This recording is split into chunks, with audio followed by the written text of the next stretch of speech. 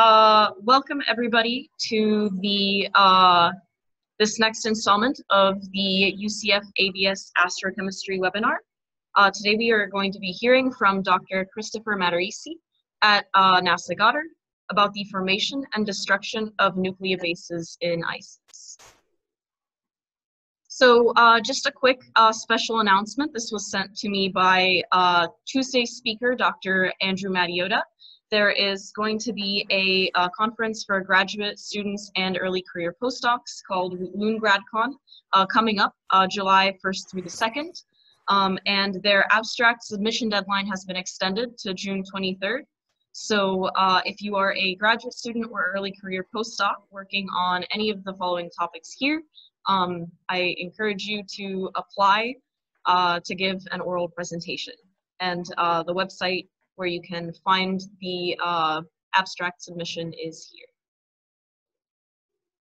So in case you are new to these webinars, I'm Katie Slavichinska. My co-host is Brian Ferrari. We are the chair and vice chair of the University of Central Florida American Vacuum Society chapter, and we work in the UCF Astrochemistry lab with Dr. Christopher Bennett.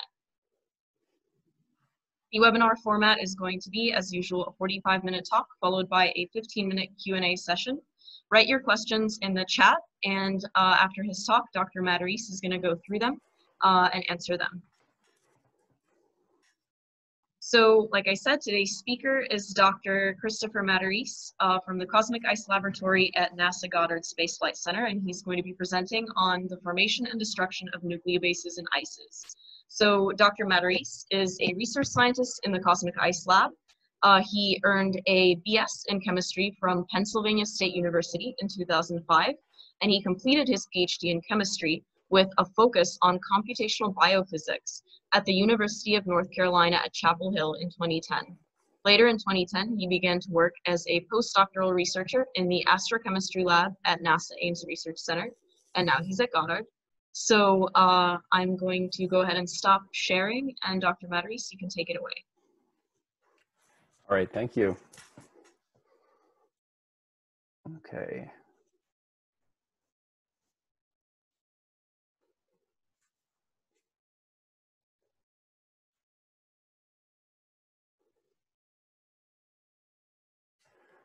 All right, thank you for the introduction. So today I'm going to talk about the formation and destruction of nucleobases in ices. Can everyone hear me? For some reason it's not showing me as the active speaker right now. Yeah, we can hear you. Okay, all right, that's fine. So my talk is split into two parts. The first, I'm going to talk about some work that I did at NASA Ames, and that deals with the formation of nucleobases in photolyzed ices. And then the second part of my talk is going to discuss some of my more recent work at NASA Goddard, discussing the radiolytic destruction of thymine. So first, to start out, the first part, as I said, is the formation of nucleobases in photolyzed ices. And here are some pictures of all the nucleobases. I realize I don't have a laser pointer, so now this makes this a little complicated. Okay, wait, I can use a mouse. Okay, so this is the nucleobase uracil here. Then we have cytosine, thymine, and then guanine and adenine. So why do we care about nucleobases? Nucleobases are the informational subunits of DNA and RNA for all known terrestrial biological systems. They may be important for the emergence of life, and they could serve as potential biosignatures.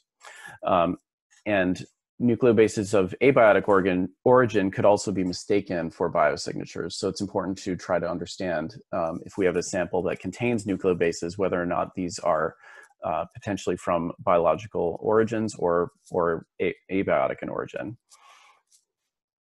And here are just some quick images for anyone who may not know what DNA or RNA look like respectively.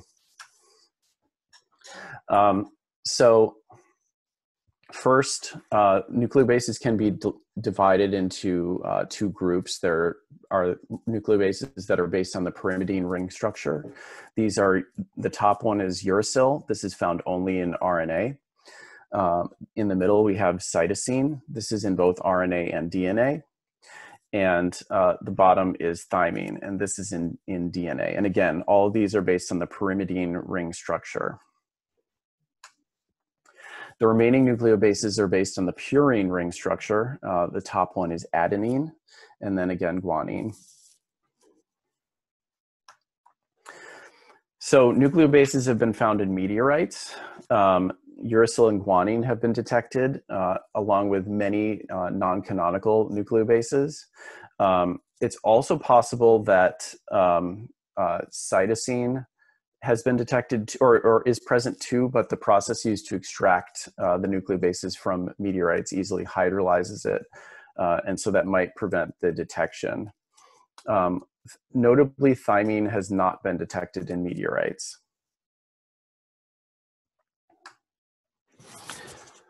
So the goal of the first part of the work discussed in this talk was to determine whether or not you could form nucleobases from the photolysis of ices that contained pyrimidine and purine as precursors. And this work was motivated by some earlier work that was done in the astrochemistry lab at Ames, where they showed that if you irradiated polycyclic aromatic hydrocarbons such as cornine, that you could replace peripheral hydrogen atoms with different functional groups from the surrounding ice. So you could, for example, in excess of hydrogen, you could break the, or you could eliminate the aromatic part of the aromatic ring and hydrogenate the molecule. You could also, for example, add an amine group, or you could add a cyano group, and so on, or a hydroxyl group. And so the speculation was that presumably the irradiation of pyrimidine and purine could result in the formation of nucleobases using the same principles. So this is an example of a typical vacuum chamber at Ames. So we have our vacuum chamber, which is right here. It's connected to a UV lamp, hydrogen UV lamp. Here's our cryocooler, and then we have a gas bulb that contains pre-mixed gases of the type that we're interested in studying at the time. And so most of the experiments that we did here were either 2 or 3 component experiments. Typically in one of these experiments, we would pre-mix a bulb of gas using a glass manifold. And then we would, once it was already pre-mixed, we would add it to the vacuum chamber and deposit it. Our vacuum chamber, this is a just quick diagram of the inside of the vacuum chamber. There's a metal substrate that's usually covered with aluminum foil, UHV grade. We have our gas inlet that deposits the vapor, which then freezes to the substrate. And then it can be irradiated by a UV lamp.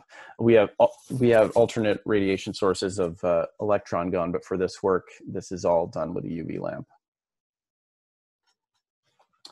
So typically, the ice would be deposited, and through the gas inlet shown before, it would create a thin film. And then the ices will be irradiated, and they produce a colored residue that you can see even while it's still cold. You can see the coloration of the ices from the radiation. So the ice contains some stable photoproducts, but also it contains many reactive species that are trapped in the ice and can't react until they're freed to move around a little bit. And so what usually happens is that throughout Oh, I forgot to mention too, our experiments are all done where we simultaneously deposit the ice while we irradiate. So the irradiation is going on throughout the deposition.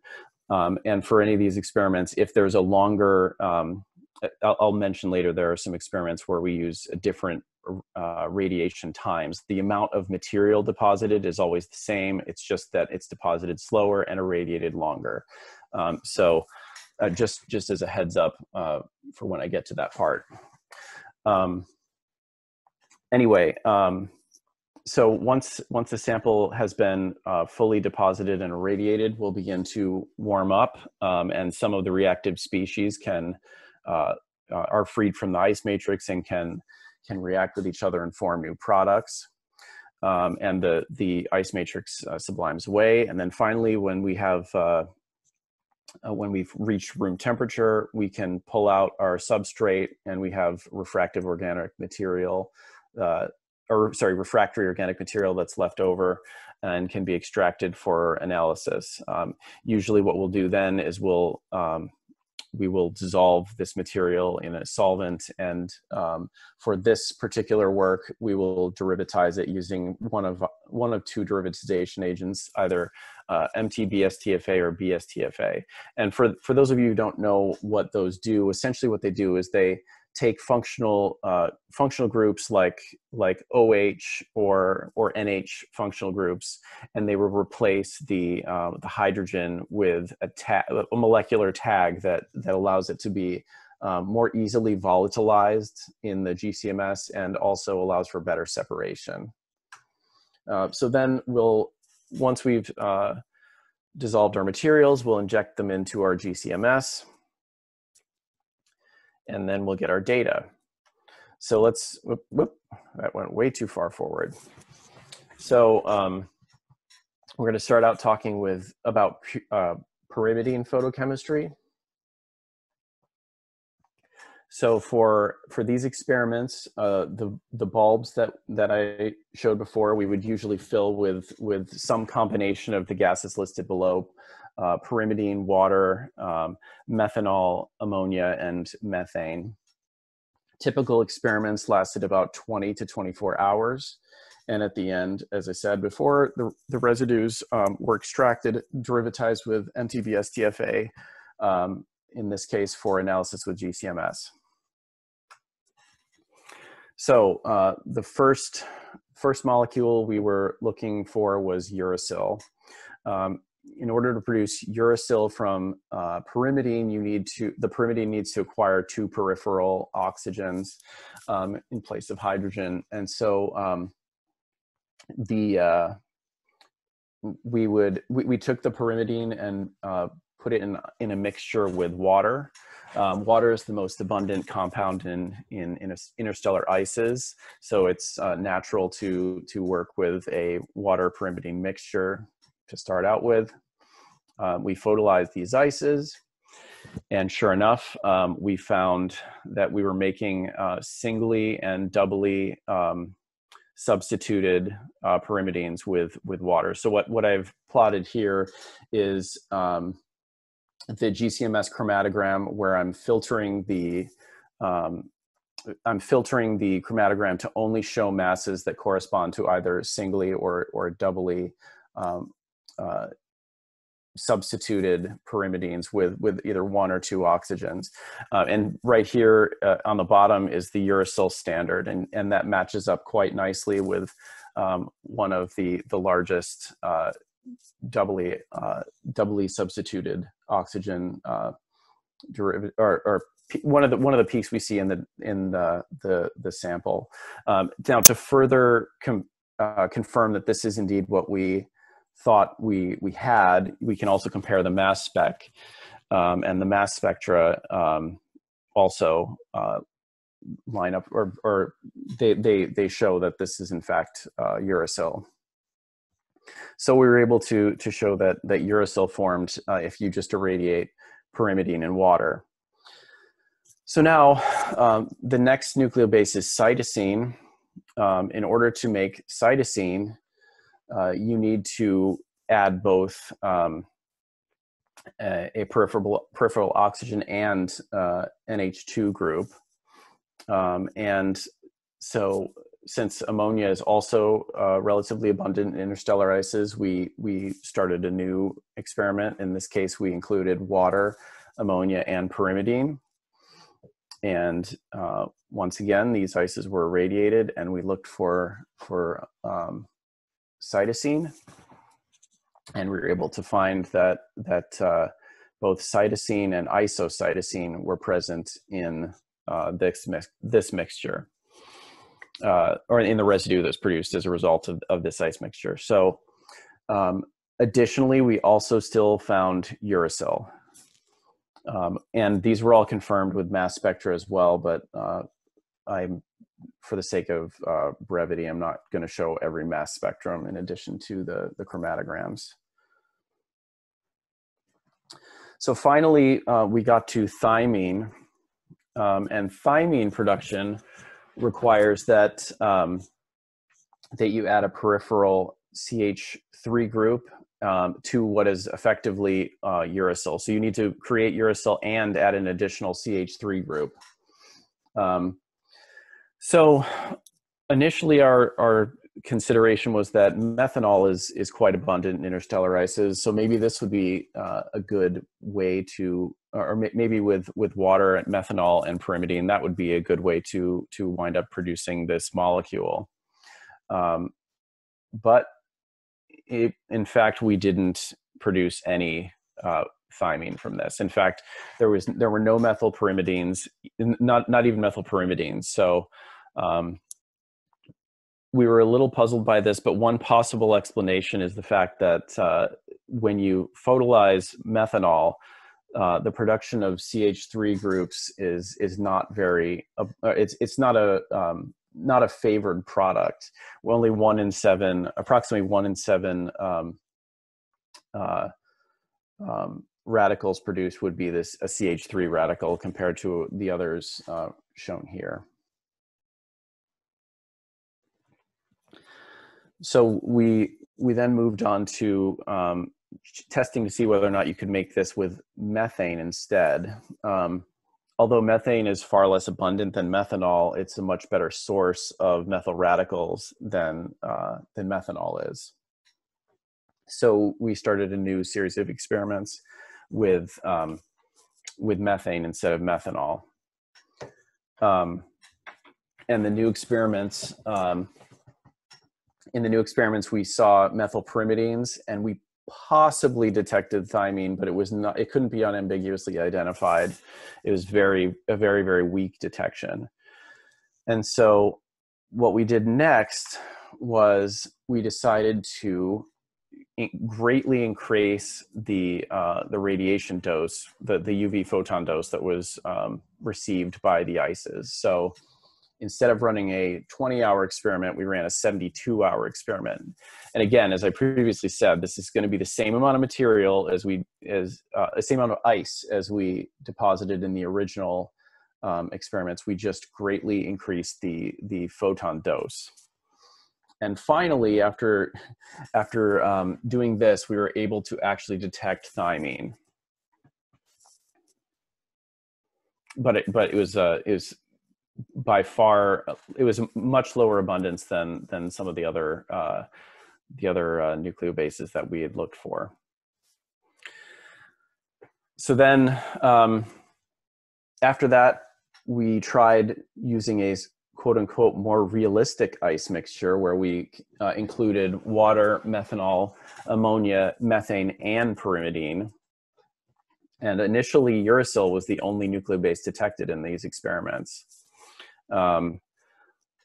We then retried the experiments using the high UV dose that I just discussed, so a 72-hour experiment instead of 20, and that resulted in cytosine being detected, but still no thymine.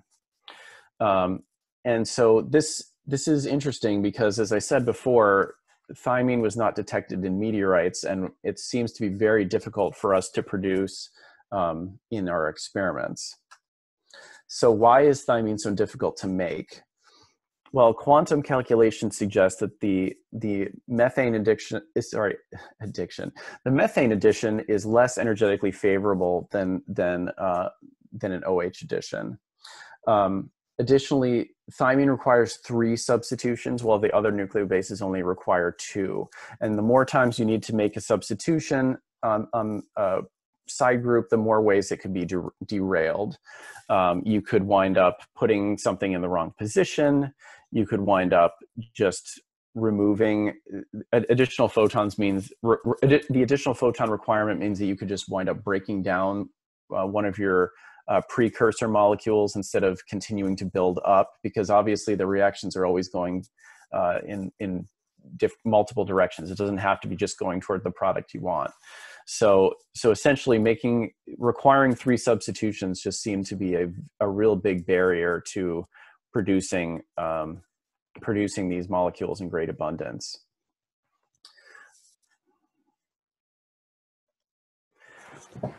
So the significance of this is that uracil and cytosine are expected to form from the photoprocessing of these ices in fairly similar abundances, but thymine would not be produced in a similar abundance. It would be greatly reduced compared to those two. So this suggests that the pyrimidines needed for RNA would be produced in a greater abundance than those needed for DNA.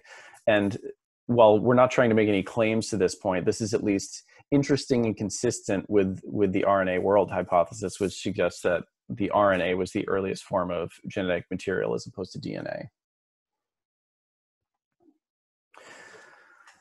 So the next topic was purine photochemistry. So for these experiments, we had to run them a little bit differently than the pyrimidine, because purine is not sufficiently volatile to put into a bulb. So in order to run experiments with purine, we had to put the purine in a resistively heated tube, and then deposit the water and ammonia from an independent gas bulb. So the deposition would be happening in parallel onto the same substrate.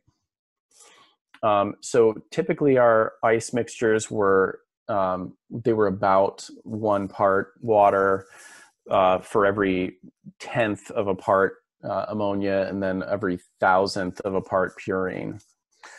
I suppose it would have been easier to write that in the other way, but whatever, that's fine. Once again, the samples were irradiated with UV Lyman alpha, or primarily Lyman alpha UV. These experiments were run over 44 to 48 hours. And in this case, we derivatized the residues that were produced with BSTFA.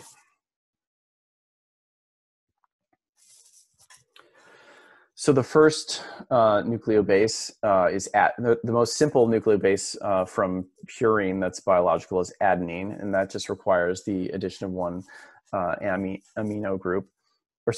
group, and that's and sure enough, we were able to find that right away. So here's again the chromatogram with the standard, and then our sample, and we have good agreement with that. And once again, the actual mass spectra matched up quite nicely. And then the same for guanine.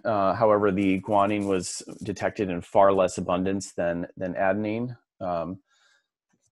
And guanine requires the addition of an amine and a peripheral oxygen group here. Once again, there's a good match with the position in the chromatogram, and the mass spectra matched up nicely. So we were able to analyze some the abundances of all of these photo products from the residue. Basically, we calibrated our standards, and we're able to calculate how much of these were found or detected in our residues.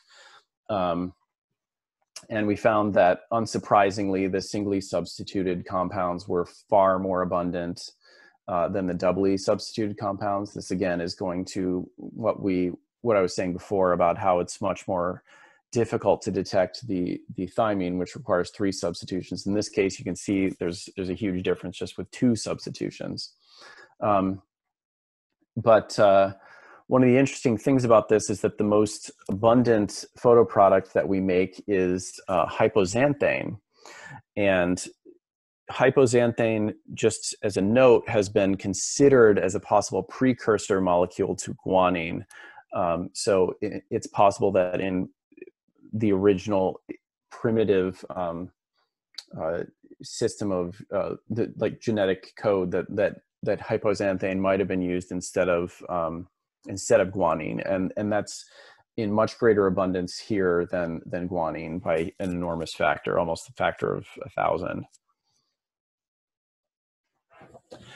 We were able to identify a number of additional. So sorry, I meant to say all of these were identified. All of the compounds here were identified with standards that we had, so we were able to quantify them and specifically identify them. We found a number of remaining peaks that were likely unidentified purines because the masses corresponded to all of these things. But unfortunately, since we weren't able to obtain the standards, we couldn't say for sure that that's what they were. So to summarize all of this work, approximately 10% of the initial purine was reacted to produce the photoproducts that I just mentioned there. And the nucleobases adenine and guanine are both produced, but with vastly different abundances, with about 124 adenine molecules for every 1 guanine. However, hypoxanthane is the most abundant photoproduct overall. And since it's been suggested as a possible precursor to guanine in the early development of life, that's just an interesting thing to note, that's something that was quite abundant in our residues.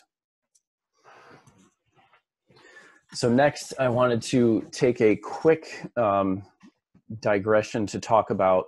I've been presenting this all this work with us already including the heterocycles, pyrimidine and purine in our ices, and so there's always the argument of, well, why would we expect that it's in our ices? And there are a couple reasons why it's reasonable to expect that it would be there, but I also want to just briefly touch on the fact that these could actually be produced in situ as well, or at least possibly pyrimidine. It might be a little less likely for purine. And by the way, as a quick note for anyone that's curious, I realized when I was putting this part of the talk together that I wanted to add in this mini part, and that I had already numbered the sections with 2 Roman numerals, and I wasn't sure how to add a mini part with a Roman numeral. And so I looked up how do you do a fraction in Roman numerals, and it looks like S is the way that you say 1/2 in Roman numerals. So I think that this is correct, IS, but if anyone knows better, you can tell me afterwards. So anyway, a brief digression, and just to talk about pause a little bit. So pause are ubiquitous in space. They could account for more than 20% of all carbon in the universe. And they're believed to be formed in the outflows of AGB type stars through acetylene polymerization. And they're very resilient against radiolytic and photolytic destruction because of their extended pi systems. And pause as small as benzene, so I guess in this case a Ma, have been observed in space. So how do heterocycles form? Well, it's possible to have a gas phase formation of heterocycles. So essentially, instead of having the polymerization of acetylene, you can have some HCN molecules that sneak in as part of the process. And so if an HCN gets in there, essentially you still polymerize in the same way, but now you have nitrogens that are incorporated into the rings. Now, one thing that is a sort of a challenge for a gas phase origin of small heterocycles is that they're less radiolytic, or less resistant to radiolysis. And as of this date, no small N heterocycles have been detected in space. So we had a question of whether or not you can produce these heterocyclic molecules in situ from pause. And so we did a series of experiments where we irradiated this very simple molecule. I know I'm calling benzene a PA, but just for the sake of this argument, or this talk, I'm using the simple terminology, and naphthalene. So benzene and naphthalene irradiated both in the presence of water and in the presence of water, ammonia, or water and ammonia. Once again, this used UV irradiation, and we used GCMS to analyze the residues. And also to confirm that we were seeing what we really thought we were seeing, we used isotopically labeled oxygen and N15 to really be sure we knew what we were looking at. So if we irradiated benzene and water, we got a lot of these simple products that we would kind of expect, like hydroxybenzene, biphenyl, dihydroxybenzenes, but we didn't see any heterocycles. However, if we did the same experiment with naphthalene and water, now suddenly we're producing oxygen heterocycles. So in this case, we produced coumarine, isocoumarine, and phthalide. So that was quite interesting. So here's just some of the data from the Coumarine identification. So we have here's the top trace here is our total ion chromatogram. Then if we filter to only show the mass we're interested in, this is now the mass of coumarine, and we compare that to the Coumarine standard. It's exactly where we expect, and the mass spectra look quite nice. In addition, we would expect that if this truly is coumarine, if you label it with oxygen 18, you'd expect the mass to go up by 4, and sure enough, it does. The main peak here. So then we did these same experiments now, but we included water and NH3, and in addition to the oxygen heterocycles from naphthalene, we now were producing quinoline, isoquinoline, and for benzene we produced pyridine. And so here's our identification of pyridine. Here's the chromatogram, and once again the mass spectrum. You'll see that normal pyridine should have a mass of 79, isotopically labeled should have a mass of 80. And same for quinoline. The normal quinoline should have a mass of 129, and the labeled quinoline for a mass of 130. So the significance of this work was we showed that you can in fact produce heterocycles from normal aromatic molecules in UV photoprocessed ices, and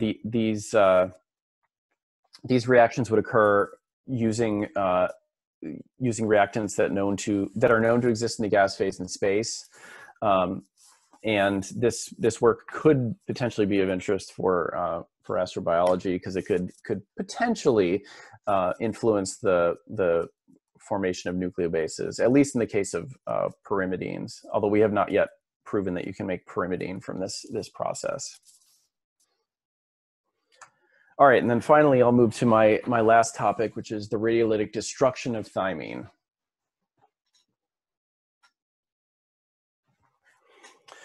So this is work that I have done since moving to Goddard. So if you have nucleobases that are detected in ices, as I mentioned before, they could be of abiotic origin, or they could be biogenic molecular fossils. And so understanding the stability of these molecules is really important for analyzing samples from, say, ocean worlds or Mars or comets, and really knowing what to expect, like how long should we expect that these types of molecules will persist and be detectable. So for these experiments, we started with thymine. It was deposited onto or using a sublimation oven, and we were able to track the deposition rate of the thymine using laser interference fringes. Water would be, so some experiments, I should say first, the experiments were just thymine by itself and thymine mixed with water. So experiments that use just thymine, we didn't need to bother with the water deposition, but the ones with where water was simultaneously deposited, we had to obviously calibrate the flow rates of the water to match the desired flow, the desired water flow to match the sublimation rate from the oven. Our ices were typically about 1 micron thick. Our radiation source was 1 MeV protons. And we ran a series of experiments at 13K, 50K, 100K, and 150. But that 150 was for just thymine only. And we tracked the destruction of the thymine using in situ IR spectroscopy. So here's a quick diagram of what our vacuum chamber looks like. We have a substrate right here, cryo-cooled substrate. It's a polished aluminum mirror. We have a laser that bounces off the substrate and tells us how thick our sample is at any given time. We have a capillary tube that allows for the deposition of the water. Here's what the sublimation oven looks like right here. And we had a baffle that kind of prevented the thymine from just going all over the whole vacuum chamber. This substrate obviously can be rotated to be in line with the radiation source and also with the IR spectrometer. So here's a photo of our radiation source. This is a Van de Graaff accelerator in the radiation effects facility at NASA Goddard. So here's the accelerator itself. There are numerous beam lines that spread off from the accelerator. Here's the electromagnet that diverts the beams down the various lines.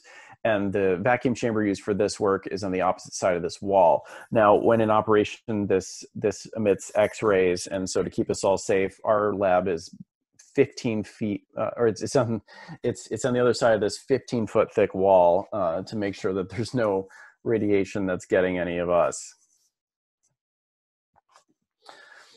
Okay, so let's jump right into some results.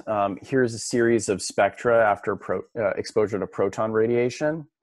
It was really important, as you'll see here. So let's just quickly discuss the thymine, what we're actually looking at here. So this is thymine by itself.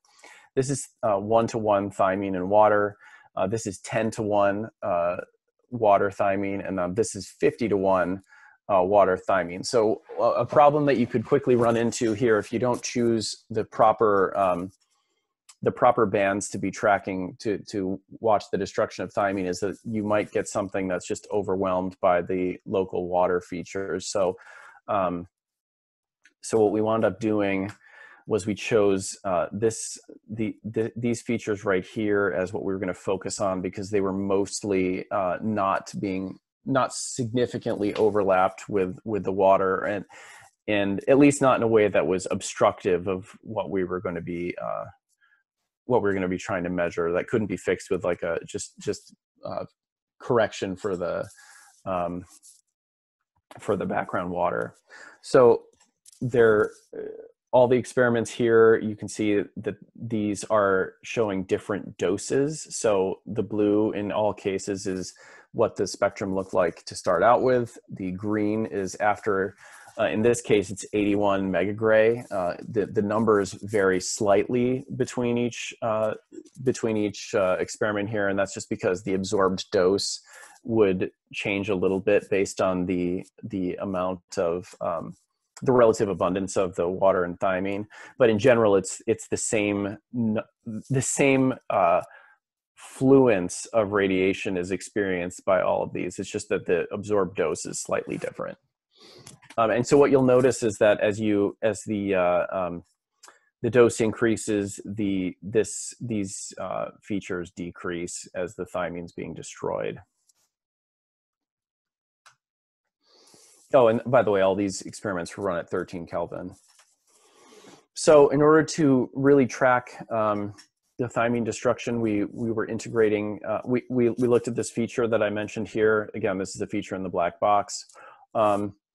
We could fit this to, since it's actually a couple of overlapping bands, we fit them to Gaussians, and then we modeled, we modeled our decay as a pseudo first order process using the blue Gaussian, because that one decreased the fastest.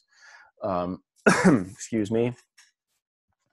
And this blue Gaussian right here corresponds to a C6H in plane bending mode.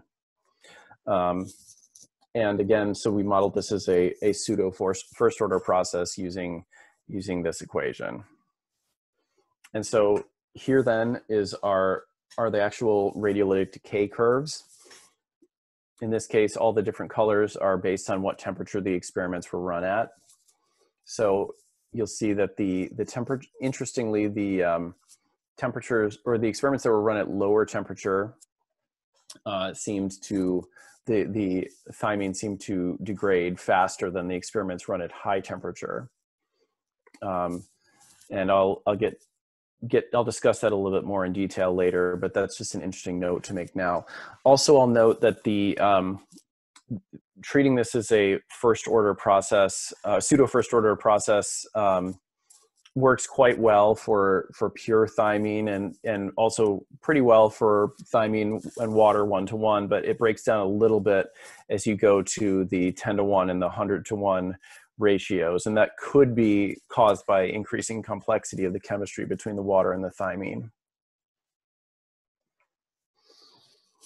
So from these curves, we were able to calculate the radiation chemical yields, the destruction rate constants, and the half-life doses. And note that if we plot the rate constants as a function of water, ratio of water to thymine, again, the rate constant increases as you increase the amount of water present. And then, as I mentioned before, the rate constant K decreases as a function of temperature. So this was a bit puzzling to us. And so we began to wonder whether or not it was possible that this was being driven by essentially effects of the structure of the water matrix. So whether or not, for example, an ice that was more amorphous might cause degradation faster than ice that was more crystalline. So what we tried to do was then do sorry, I forgot to mention before, all of these experiments were run where the deposition and irradiation were done at the same temperature. So to test what I just mentioned, we tried a new series of experiments where we deposited it at 100 K and then cooled to 20 K. And then irradiated at 20 Kelvin. And when we did this, that actually eliminated much of the difference that we were seeing. So we do suspect that this might have had something to do with the structure of the water matrix. Okay, so finally then we got estimated half-lives for thymine destruction in various environments. You'll see that in, say, the very top uppermost crust of Europa, thymine won't even last a year in terms of half-life. At about 1 centimeter, it would last for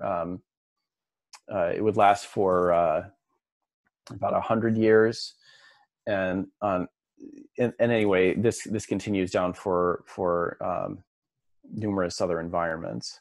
So to summarize our findings,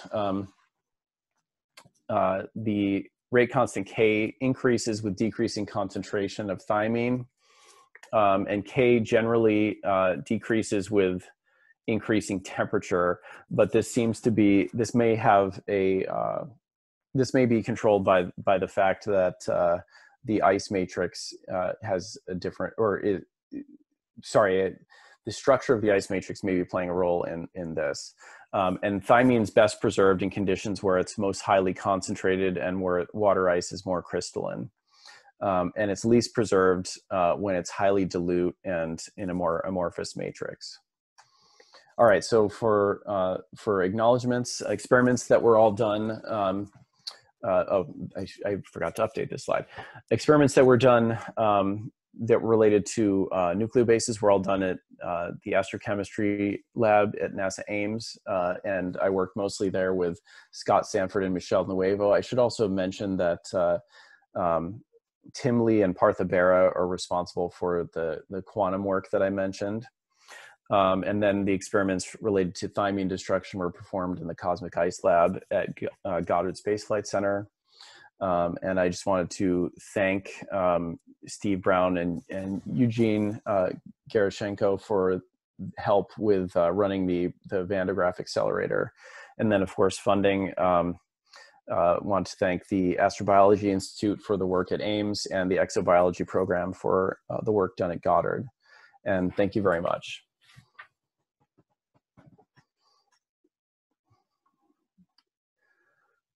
Okay, now I'm going to go look for questions.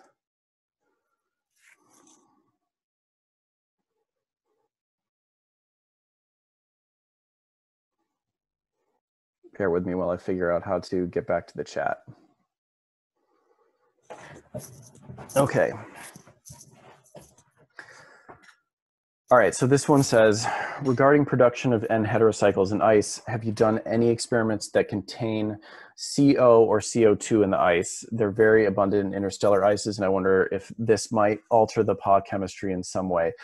So I have not done anything that involved CO2. I have done some experiments that involved CO. Oh, sorry, is there a way to prevent this from scrolling when new messages are typed? I'm not sure. Mine isn't scrolling if I have it open in a separate window. Oh, okay. Okay. Anyway, so I have done some experiments that contained CO. I did not do many that contained CO2. The problem, I think, so I didn't see much difference with CO. And I think the reason that I didn't was because I was using, for those experiments, I was using mainly UV photons. And UV is not the greatest at breaking bonds in CO. I mean, you can have some, you can, of course, drive reactions with UV, but it's not as good as, say, if I were using an electron gun, like a KeV electrons or higher energy protons. So I don't expect, I think the reason I probably didn't see any might have been related to that. I don't want to fully say that CO wouldn't play an important role. It just might be that the experiments I did didn't fully probe it. Okay, and now next question. Okay, so it says, I noticed the longer radiation experiments to produce thymine, lots of other peaks with very high counts. Have you done much work trying to match up to what extent your other observed products and degradation products line up with the other compounds identified in meteorites? That is a question that, so what I can tell you is that we looked at, we looked a little bit at what we were able to get in terms of standards. So we modeled our standards on first of all what was available, but also what was known to, at least to some extent, what was known to exist in meteorites. Now, in terms of actual abundances, the abundances are not perfect. They don't actually align very well with what's found in meteorites. As I recall, in meteorites, actually one of the most abundant nucleobases is guanine. I could be wrong about that, but I'm pretty sure that that's the case. And now there's multiple reasons why there could be differences. I mean, very least of which is that you expect that in meteorites you're going to have aqueous alteration, in addition to whatever processes may have produced these compounds in ices before they made it to the meteorite. So I will say that there's not great agreement with what you have in. I mean, there's overlap, but not great agreement with what you have in the residues compared to what you can actually extract from meteorites. And I don't know if that's the perfect answer to your question, but that I guess that's what I have right now. Okay, how are cytosine and isocytosine differentiated? The molar mass of uracil is okay. So the way cytosine and isocytosine were differentiated is that they came out in the chromatogram at very different. Well, I won't say very different, but they came out at sufficiently different times that it was very easy to distinguish between the two in the GCMS. So it's not just pure mass spec. It's the chromatogram part was able to differentiate them. So, so we were able to figure it out from that. Okay, can you comment more on the role of nucleobases as potential biosignatures? So I will say that the one thing that you can definitely tell is that when you produce the nucleobases abiotically, you get a big, and you kind of saw this a little bit with the purine data, you get a big range of photo products, including many non-biological nucleobases. Now, it's of course going on a limb to assume that any life that you might find elsewhere in the solar system or beyond is using the exact same nucleobases that we are. But you can definitely tell that there's a difference between what you might expect to find from something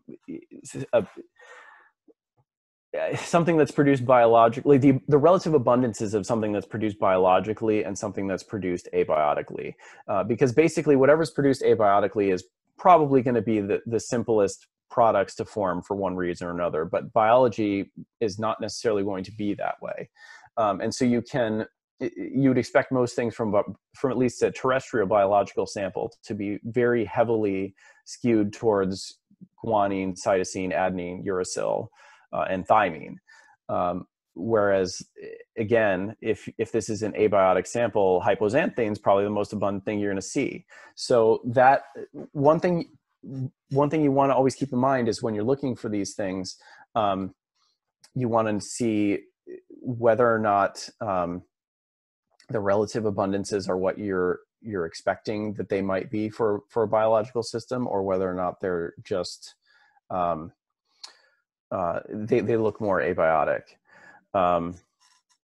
And I guess the only other addendum that I'll add to that is that it would be nice as well to understand, go more along the destruction path. It would be nice to understand how, when you destroy biological nucleobases, how do they degrade? Like what are the pathways that they degrade to? So presumably if you start with guanine, say, you might be able to produce something else that looks more abiotic. So what would be nice, and as far as I know has not been done, would be to get a distribution of molecules from, like, identify what the relative abundance of the photodegradation products of these things are, in addition to the products in addition to what you create abiotically. Okay, let's see. Any in situ signature of pyrimidine during irradiation? So that was one. Yes, we did not see any pyrimidine in those experiments. That doesn't mean that you won't necessarily get it. It might just mean that the experiments that I was doing, in general, all those experiments were just 24-hour experiments. When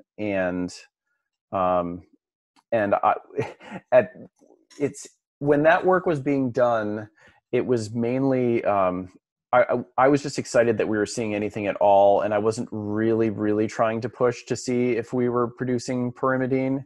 I mostly just was excited that we were producing heterocycles, period. So I didn't really try much in terms of, say, adjusting the relative abundances of different things in the ice mixtures. I didn't try increasing the radiation dose, at least not to my knowledge. But so short answer is we did not see pyrimidine. I remember that too. There was something else that was experimentally challenging about pyrimidine at the time, but we did not see it. So no, we didn't. Can you talk more about how pyridine and purine might form? Since they weren't seen. Okay, so pyrimidine, I don't have a good sense beyond the acetylene polymerization route, at least in terms of gas phase. One way I know that you can make purines that is separate from the gas phase and is separate from the trying to create it in an ice would be to you can synthesize it in solution with is it just, I'm trying to remember if it's just HCN in solution. You know what, I'm not going to say, because I'm going to say I can't speak more on it. I apologize. I don't want to tell you something that's wrong. So I don't know enough to say that right now. Sorry, that's not really a satisfactory answer. Can you talk a little bit more about how pyrimidine and purine, oh, sorry, that's the same question. For the thymine water experiments, do you think the water itself may act as a catalyst to help destroy thymine? I know water can lower the barrier to isomerization, I think.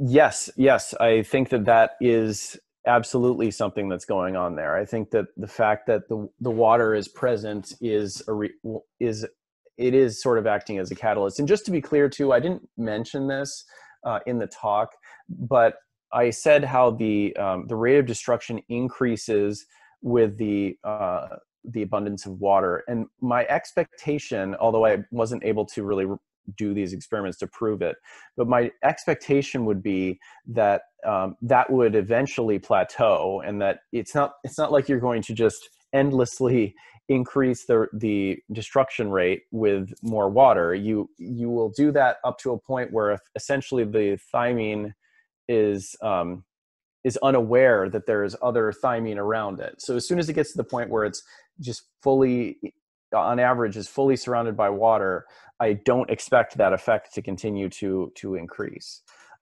And one of the reasons I would also expect that the water could act as a catalyst is some of the quantum experiments that I'd mentioned before, that Partha Bera did, showed that the surrounding water was lowering the reaction barriers for a lot of the chemistry that went into creating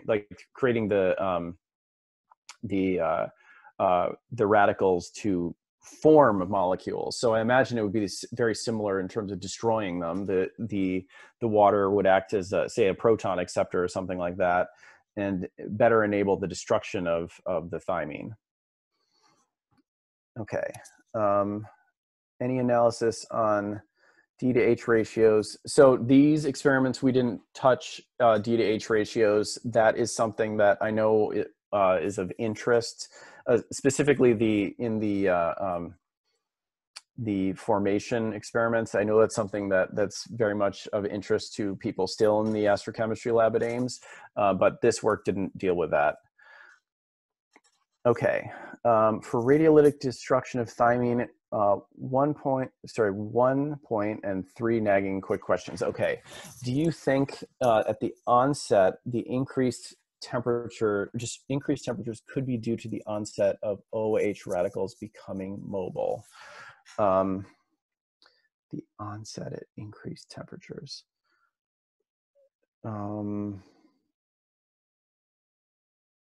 Sorry, I apologize. I'm trying to parse this sentence. Do you think that? Is this trying to ask, do I think that the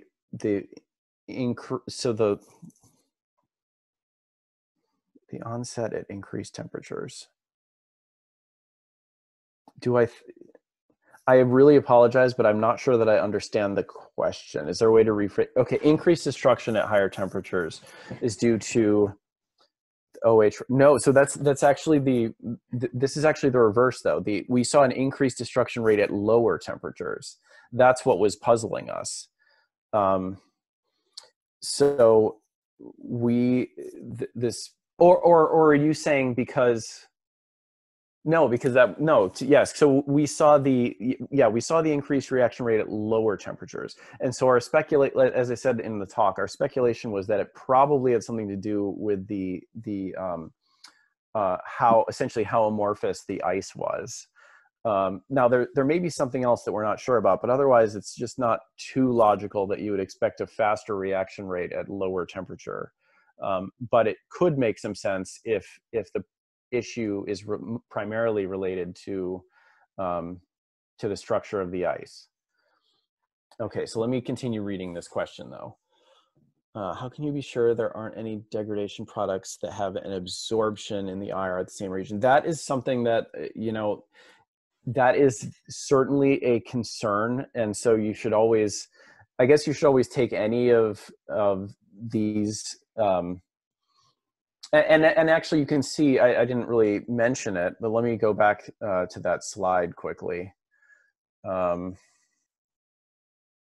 I'm just scanning through here.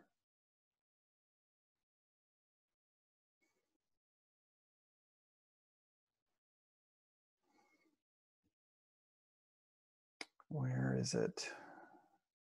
There we go. Okay, here. I'm reopening the slideshow really quickly. Okay, so you can see that after 84 megagray in this case, we get a third peak that's growing in here. I didn't really mention it during the talk, and it's not too problematic for this work because for the most part, we can still use Gaussians to model, like separate Gaussians to model this all and sort of like tease it out. But also, thankfully, it's a little bit, it doesn't overlap significantly with the band that we were interested in. So, but certainly though, that is a risk that you might be getting something else that's growing in at the same position. And we can't do much about that aside from just hope that it's not hugely changing our result. Okay, now let me see. Then the next thing, do you expect the heating to cause any degradation of your reactions? So I assume what you are referring to is the fact that we had to heat up the thymine in order to sublime, like from the sublimation oven in order to get it on the substrate. That's certainly something that we were worried about. And we ultimately decided we were okay by just because we just repeatedly sublimed the thymine. So first of all, as a mitigation for that, what we always tried to do was try to sort of pick a temperature that was on the lower end of the scale where we could get a reasonable sublimation rate. So we're not like overly cooking this stuff for no reason, but also then to just make sure that it's not causing a problem. We were just, trying to compare what the spectrum of just pure thymine looked like and compared to, reference spectra of thymine that were available elsewhere, and we were not seeing significant deviation from what we what we expected. And so that was our sort of check to make sure, are we really depositing what we think we are? I suppose there could be another additional check that we could have done, but did not do, would have been maybe deposit it and then try to have it analyzed in another way, like say, deposit on, say, a piece of foil or something like that, extract it, and then analyze it with you know, chromatography, and see, are we getting any other obvious products that are here that are not what we expect it is. I know that's not perfect either. It has its own problems, but I suppose we could have done that. But yeah, so our check was just to see, does the spectrum of what we think is the pure material look like, I say pure, that's a terrible word, the neat material look like what thymine by itself should look like. Okay, and then finally, do you think the presence of salts on Europa could alter the degradation rate significantly? I definitely think that the next step of this work, to really make it especially applicable to some of the different environments, Europa very notably, would be to add in some of these other, some of the other more complicated, so basically make our ice mixture more realistic. So obviously this is just a simple, and I mentioned in the paper that this is just a simple model because it was just pure water and thymine or thymine by itself.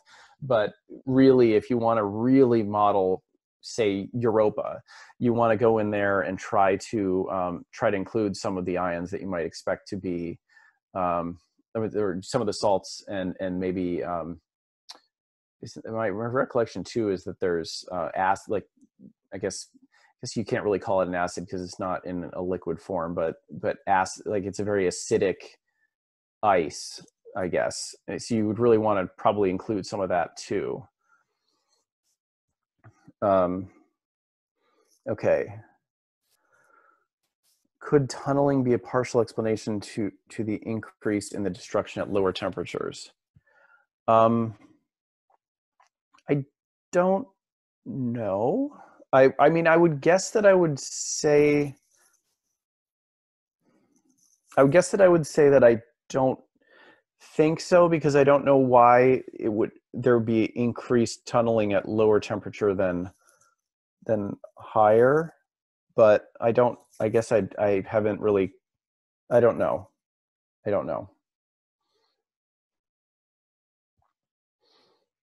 Okay. Is that all the questions, or are there any other questions?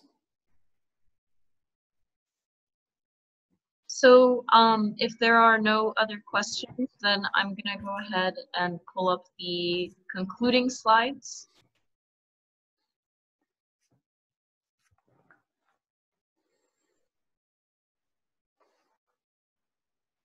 Okay, so thank you again to Dr. Materese for the excellent talk, and you guys for joining us and asking thoughtful questions as always. And coming up next week in our series, on Tuesday, we have Dr. Elishiyama O'Brien from NASA Ames presenting on Titan's atmospheric chemistry. And on Thursday, we have Dario Campisi from Leiden presenting on delivery of PAHs in the early solar system. So we've had a lot of talks about PAHs, so be sure to tune in next week. And we'll see you guys later. Thank you, everyone.